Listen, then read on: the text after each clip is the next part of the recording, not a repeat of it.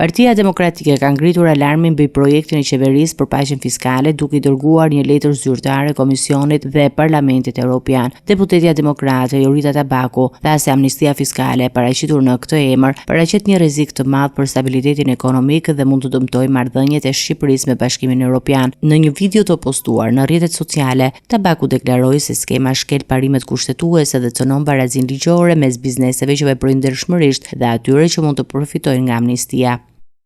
Dhe rreziqet janë të menjëhershme, të dukshme për ekonominë shqiptare. Së pari njëherë është antikushtetuese dhe cënon barazinë para ligjit të bizneseve, të cilët punojnë dhe operojnë ndershmërisht në këtë vend, e të bizneseve të cilat mund ta përdorin amnistinë fiskale për pastrimin e parave.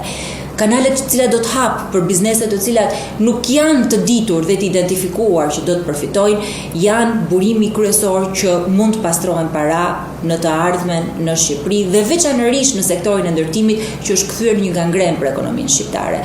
Sipas saj, paqja fiskale mund të shndrohet në një mekanizëm për pastrimin e parave të pista dhe të jap përparësi shkelësve fiskal ndaj bizneseve të rregullta. Deputetja theksoi se prej javësh ka kërkuar nga Ministria e Financave informacion të detajuar mbi skemën, duke kërkuar publikimin i listës së përfituesve dhe kriteret përfshirëse. Tabaku paralajmëroi se mungesa e transparencës dhe përfitimet selektive mund të kenë pasoja serioze për ekonominë dhe besueshmërinë e qeverisë përpara partnerëve ndërkombëtar.